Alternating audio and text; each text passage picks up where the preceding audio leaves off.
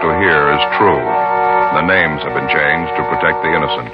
Fatima Cigarettes, best of all king-size cigarettes, brings you Dragnet on both radio and television.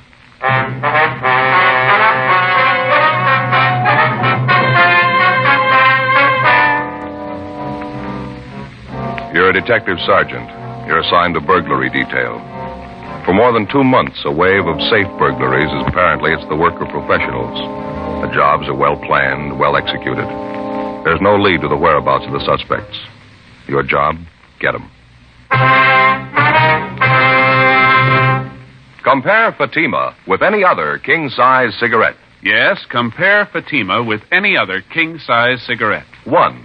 Fatima's length filters the smoke 85 millimeters for your protection. 2. Fatima's length cools the smoke for your protection. 3. Fatima's length gives you those extra puffs, 21% longer than standard cigarette size. Fatima gives you more for your money. And in king-size Fatima, you get an extra mild and soothing smoke, plus the added protection of Fatima quality. Buy Fatima in the bright, sunny yellow pack. Best of all, king-size cigarettes.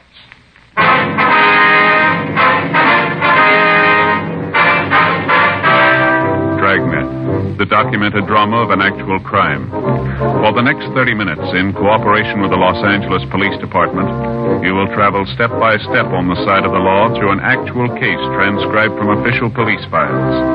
From beginning to end, from crime to punishment, Dragnet is the story of your police force in action.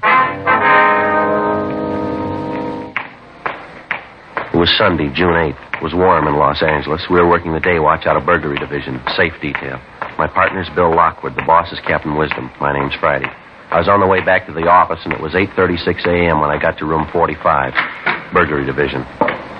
Bill? Oh, hi, Smith. There's a note in the book for us from the captain about your partner, Lockwood. Yeah, what's that? Forgot to make that sick report on him yesterday. Did you call him? How's his leg? Well, I talked to him on the phone last night. Pretty bad ankle sprain. Doctor figures he'll be out for a couple of weeks anyway. Who's the fellow you got there? Suspect Jones and McCready picked up on stakeout, drugstore, 3rd and Ventura. What do you got on him? McCready says they picked him up about 4:45 this morning. Yeah. He and Jones were staked out inside the drugstore. Saw this fellow drive up in a car, get out, and try the front door of the place. Uh-huh. And he went around and back of the place, tried the back door, then he came around in front again, tried to jimmy the door. Finally gave up, got in his car, and started to drive off. Jones and McCready followed him, picked him up, and brought him in. Where's Jones and McCready now, do you know? I told him to go ahead home. No reason for him to hang around. We carried the thing from here. What have you done so far? Did you check him through R&I yet? Call Frank Cunningham. He's doing it now. Boyd, an address at 239 West 92nd Street. That's what he tells us anyway. Mm-hmm. Is that your name, fella? Yeah, that's my name. Saw my identification. No reason for me to lie. You can check me out. All right. Hold your hand up there. I'll get these cuffs off you. Yeah, sure. All right, there you are. Yeah, thanks. Sure tired sitting here handcuffed, sitting in one place. Frank, you want to tell Gaffney we'll be down in the interrogation room when R&I calls back? Tell him to transfer it in there, would you? Yeah, okay. I'll meet you there. All right, thanks. All right, Boyd, let's go. I'd like to talk to you down the hall. Yeah, let's get this thing over with. I don't feel good. I want to get out of here. What are you shaking for? There's nothing to get nervous about. He was sick. Yeah, I haven't been feeling good at all the last couple of days. Hey, wouldn't you know it? I was smokes. Hey, say, would you happen to have a cigarette, please? Yeah. Here. Thanks. Here's a light for you.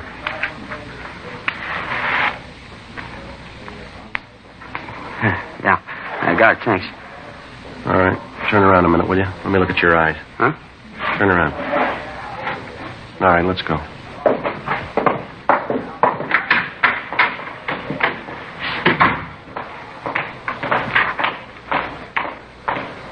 It's okay, Joe. I told Gaffney he'll put through the call from R&I. Oh, that's fine. You sure this won't take long? I'd like to get out of here and get home. I've been sick for a week. I ought to be in bed right now. We'll make it as fast as we can. All right, in here.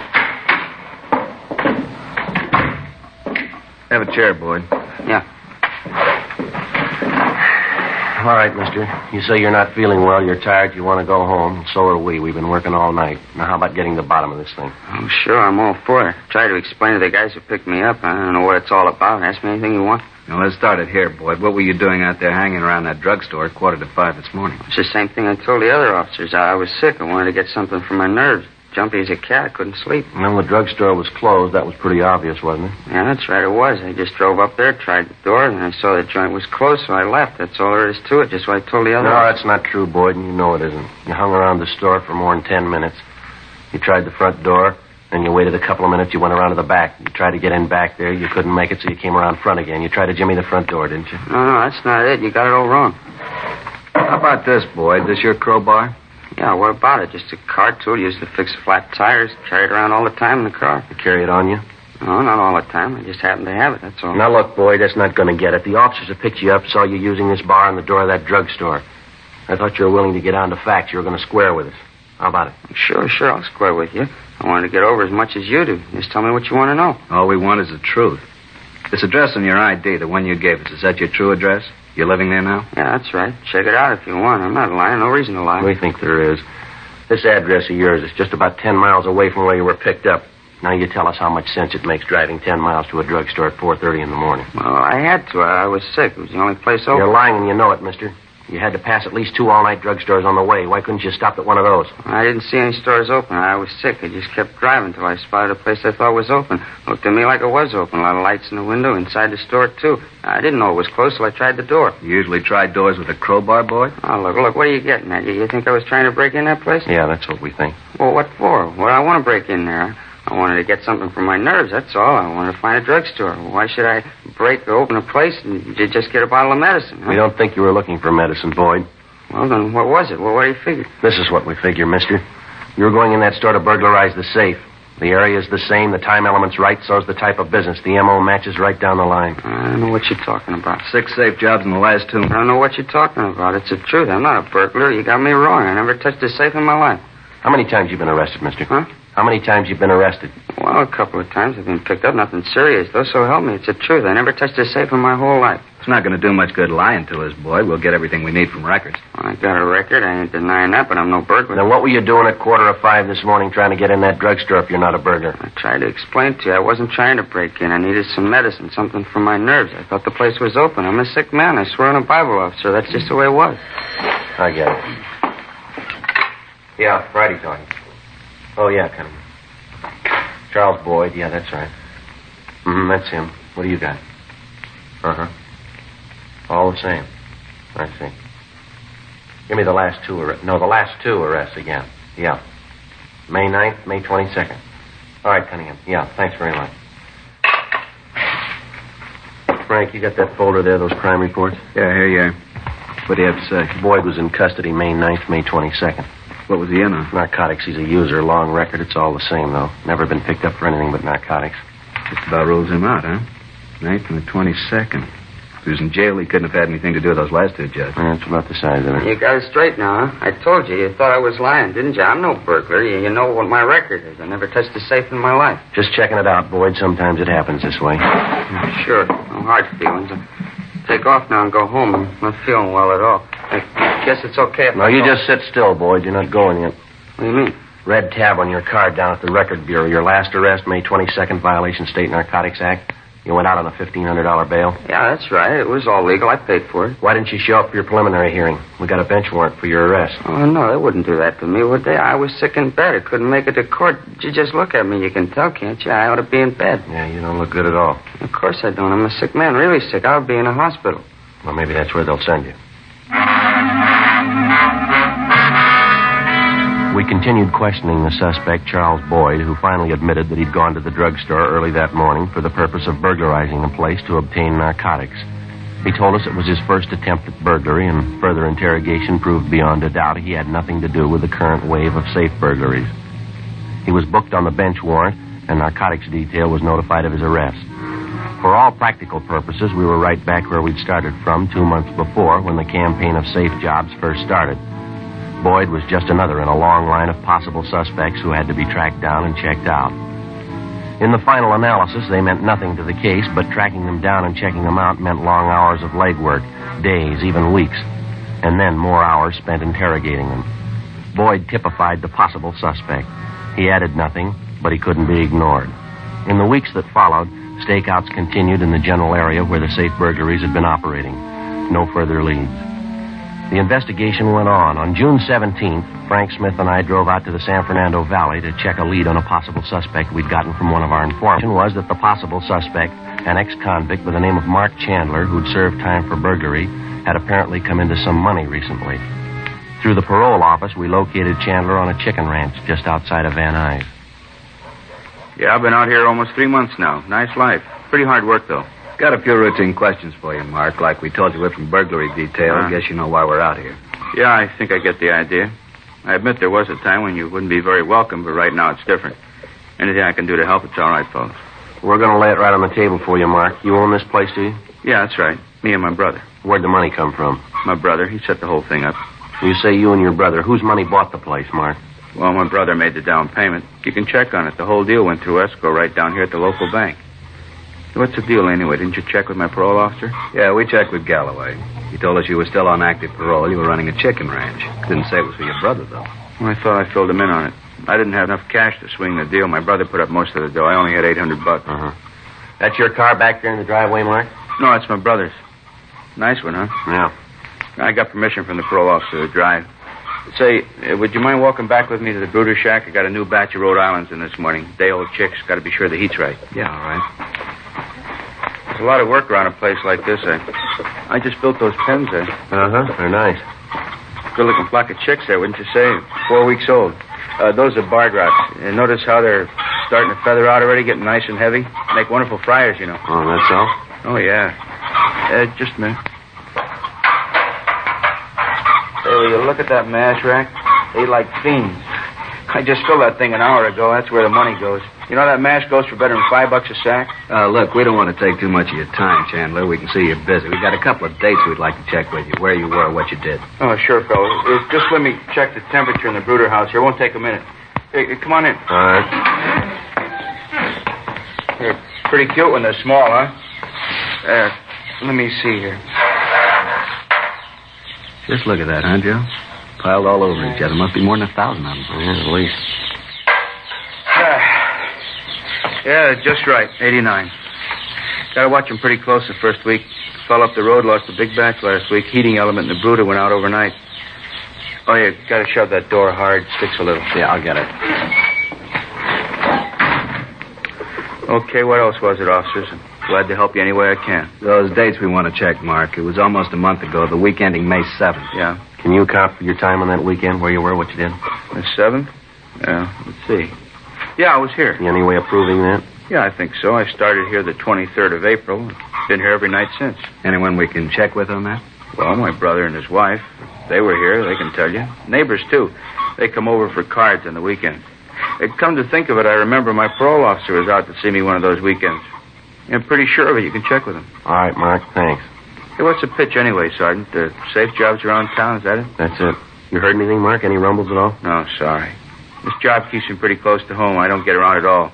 Maybe 2-3 nights a month. That's the only time I get out. That's all we're asking about.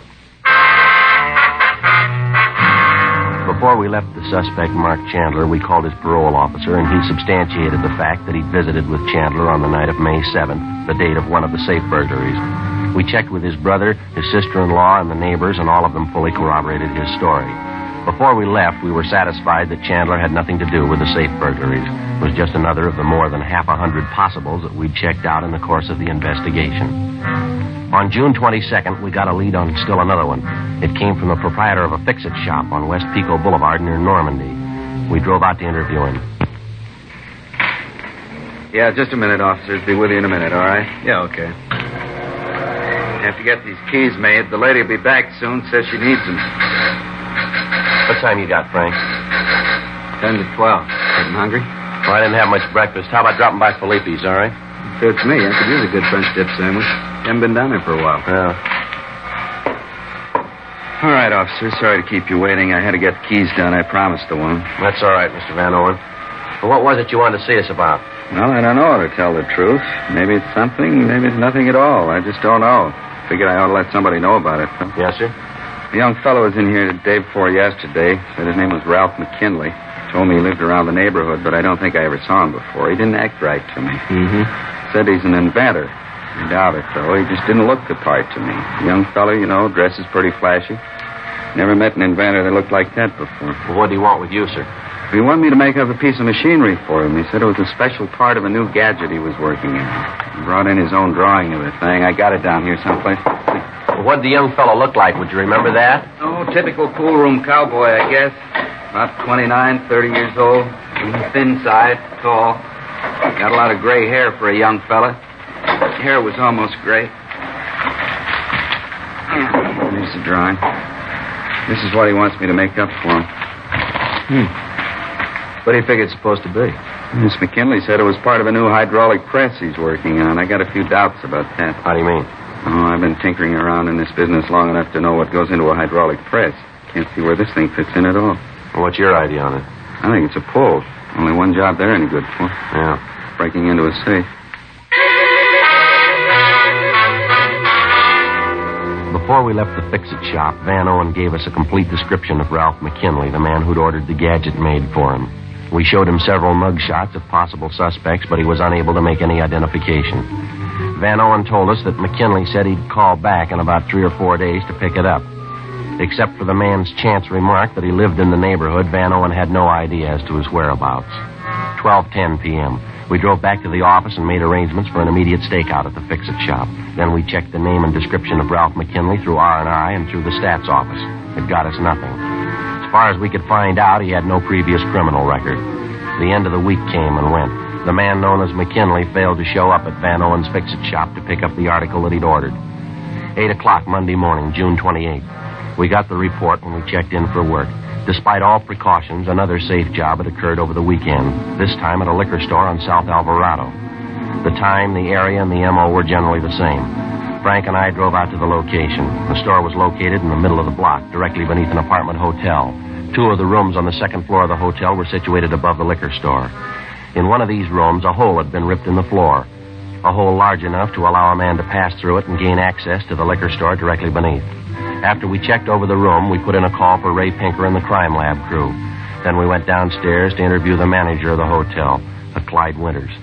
Yeah, I rented that room Friday night. A couple of young fellows. They checked in a few minutes before 7. I figure I'm a pretty good judge of faces. They sure didn't look like thieves to me. How'd they register, Mr. Winters? Well, one signed his name was Gordon. The other one was Richardson, I think. The register's right outside on the desk. You can check it if you like. Yes, sir, we'd like to do that. When these 2 men, Gordon and Richardson, checked in here, did they have any baggage with them? Would you know that?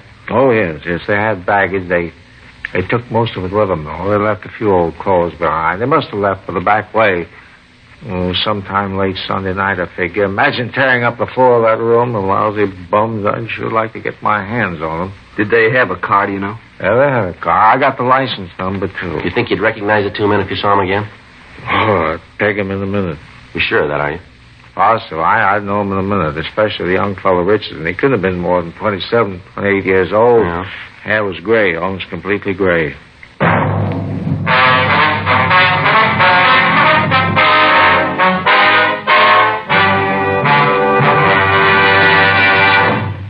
You are listening to Dragnet, authentic stories of your police force in action. To show our confidence in Fatima, we make this money-back guarantee. Buy a pack of Fatimas. Enjoy Fatima quality, extra mildness, and superbly blended tobaccos. If you're not convinced Fatima is better than the king-size cigarette you're now smoking, just return the pack and the unsmoked Fatimas by August 1st, 1952, for your money back plus postage. Fatima, Box 37, New York 1. Prove Fatima quality yourself. Compare Fatima with any other king-size cigarette. 1. Fatima's length filters the smoke 85 millimeters for your protection. 2. Fatima's length cools the smoke for your protection. 3. Fatima's length gives you those extra puffs, 21% longer than standard cigarette size. Fatima gives you more for your money. And in king-size Fatima, you get an extra mild and soothing smoke, plus the added protection of Fatima quality. Ask your dealer for Fatima in the bright sunny yellow pack. Best of all, king-size cigarettes.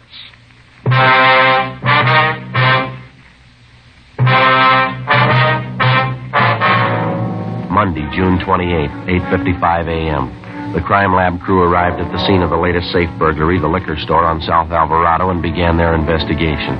The store was gone over thoroughly, as well as the hotel room directly above it, through which the burglars had gained access by ripping a hole in the floor. In the store itself, a few feet from the safe, the men from the crime lab found what appeared to be a broken button, probably off a coat. They also found a crumpled envelope on the floor with the name F. Gordon on it. written in pencil. Along with the half a dozen pieces of clothing found in the hotel room, the items were taken back to the crime lab for further examination. 9:10 a.m. After we finished interviewing the hotel manager, Clyde Winters, Frank Smith and I returned to the office with the license number and description of the suspect's car, as well as exemplars of their handwriting, which we'd obtained from the hotel register. We gave our DMV all the information on the car, and they began an immediate check. The vehicle was registered in the name of Ralph McKinley at a Bronson Avenue address. The legal owner was a local bank. We checked the Bronson Avenue place, but they told us there that the man known as McKinley had moved out 7 months before. They had no information on his whereabouts. 10:20 a.m. We talked to the people at the bank which held the pink slip on the car. They told us that the last 2 monthly payments on the car had been mailed in from a Clifford Street address. Frank and I drove out to the location, a one-story duplex apartment building near the intersection of Clifford and Beverly Boulevard. Nice units, aren't they? Going up all over town. They seem to be, don't they? I'll get it. All right. Yeah? Your name Ralph McKinley? Yeah, that's right, Woody. Police officers, you want to get your coat, McKinley? Like to talk to you downtown. What for? What's it all about? Anybody else living here with you? No, just myself. Look, you mind telling me what this is all about? Got a few questions we'd like to ask you. Won't take long. I can't go with you now. I got a business appointment, half an hour. I've been out of town the last couple of months. I'm due back on the job today. That's all? Yeah, I just can't spare the time. Appointments all day long. I got a whole flock of business I have to clear up. Well, that makes us even. Come on, let's go. Well, there wasn't much doubt about McKinley. He fitted the suspect's description almost perfectly. Tall, slight build, approximately 29 years of age, prematurely gray hair. We went over the apartment, but there was no sign of anyone else on the premises. No sign of any of the loot taken in the burglaries. We checked the adjoining garage, but it was empty. The suspect refused to admit that he even owned a car. Frank got on the phone, called the office, and arranged for an immediate stakeout on the apartment. When the men arrived, we drove McKinley back to the city hall and took him to the interrogation room. He was arrogant and uncooperative. We talked to him for a full hour, but he'd admit nothing. Frank left and went down the street to the crime lab to check with Ray Pinker on his findings. I continued questioning McKinley. I don't care what the old man says. I don't know what you're talking about. He described you perfectly. He says you were in his fix-it shop a little over a week ago. You told him you were an inventor. You ordered this gadget from him here. I don't get it. What's that supposed to prove? Well, you admit you went to the old man. You had him make this thing up for you, didn't you? I don't admit anything. Why should I? All we're looking for is a straight story. We're going to get it sooner or later, McKinley. Might as well be now. You're getting nothing from me. I don't have to tell you a thing. How about the hotel over on South Alvarado? You stayed there last weekend? No, of course not. Why should I go to a hotel? I stayed at my place. Thought you said you'd been away. You just got back in town. Sure, that's what I said. I just got back last week. Well, then you didn't stay at that hotel on South Alvarado. I told you I didn't. I don't even know the place. But you know Mr. Van Owen, the old fellow at the fix-it shop. I don't know him either. I don't even go near that end of town. What end of town? What are you talking about? Where you said the shop is? I didn't mention where it was. I asked you if you knew a Mr. Van Owen, if you ever went to his fix-it shop to order anything.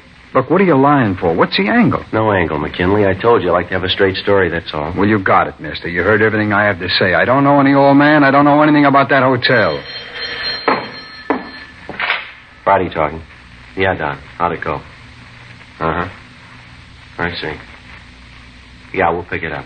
No, we'll pick it up, right. Thanks a lot. You don't lie very good, McKinley. Now, what are you talking about? That was our handwriting man. He just finished checking those exemplars of your handwriting we got from you. He compared them to a signature in the register at the hotel on South Alvarado. I already told you. I don't know the place. Young fellow by the name of Richardson checked in there Friday night about 7 o'clock. He signed the register. The signature's in your handwriting, McKinley. Yeah, sure. That's right. I don't know the place. I've never been there. Now, look, you're going to have to do better than that, fella. The hotel manager's on his way down here now to identify you. So's Mr. Van Owen from that fix-it shop. Maybe you better piece together a new story, huh? You got my story, cop. I was out of town. You can't prove I wasn't. All right, McKinley, any way you want it. Joe? Hi, how'd it go? Pretty good.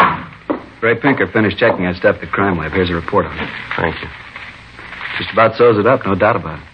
Yeah, you're right. All right, what is it this time? More of your phony charges? I want out of here. Can't be done, McKinley. Report on the clothes found in that hotel room. They're not my clothes. I wasn't even in the place. I'd say you were. Cleaning tags on a pair of trousers, one of the coats. Traced them through the dry cleaners to you. That's a lie. I told you I wasn't in the place. All right, there's something else here, fella.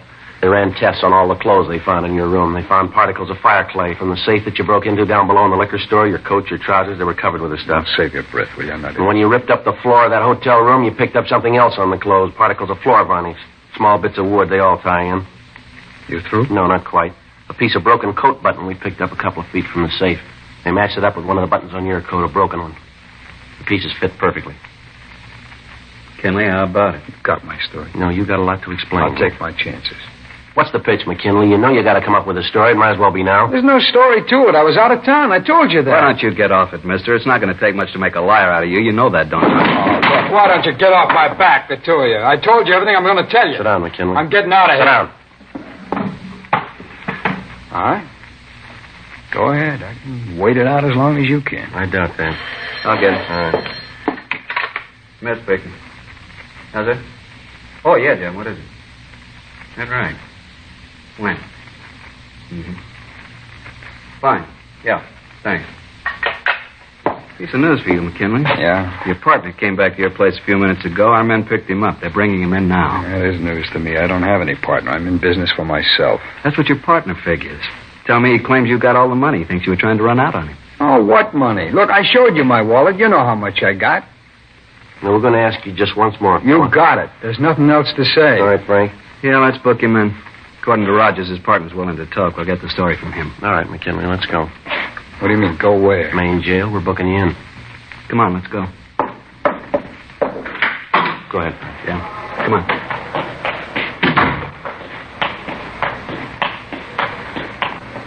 What did he say anyway, this guy you say they picked up? Oh, your partner? Who told you what he said? Why? What's the matter? Nothing. I just asked. Better order up a stenographer, huh, Joe? Have her ready to take the statement when they bring the guy in. Yeah, it's a good idea.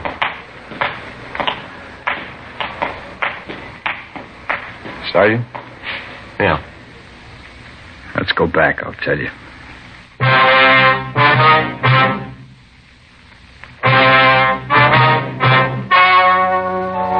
The story you have just heard was true. The names were changed to protect the innocent. On September 19th, trial was held in Superior Court, Department 91, City and County of Los Angeles, State of California. In a moment, the results of that trial. Now, here is our star, Jack Webb. Thank you, George Fenneman.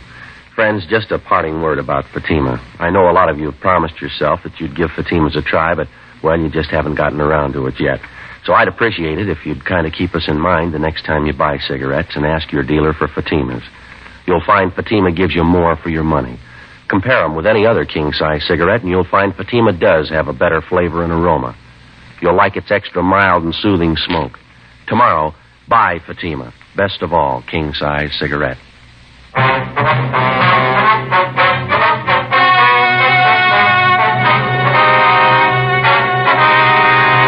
Ralph Arthur McKinley and his accomplice, John Warren Hatfield, were tried and convicted on 6 counts of second-degree burglary. They received sentences as prescribed by law. Second-degree burglary is punishable by imprisonment in the county jail for not more than 1 year, or by imprisonment in the state penitentiary for not less than 1 nor more than 15 years. Ladies and gentlemen, to protect our nation and the free world against communist aggression, we must produce vast quantities of guns, planes, tanks, and explosives.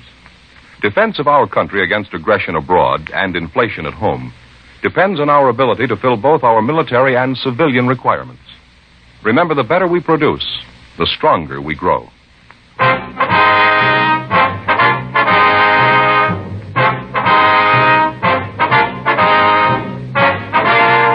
You have just heard Dragnet, a series of authentic cases from official files. Technical advice comes from the Office of Chief of Police W.H. Parker, Los Angeles Police Department. Technical advisors Captain Jack Donahoe, Sergeant Marty Wynn, Sergeant Vance Brasher. Heard tonight were Harry Bartell, Stacey Harris, Jack Crucian. Script by Jim Moser. Music by Walter Schumann. Hal Gibney speaking. Fatima Cigarettes, best of all king-size cigarettes, has brought you Dragnet, transcribed from Los Angeles.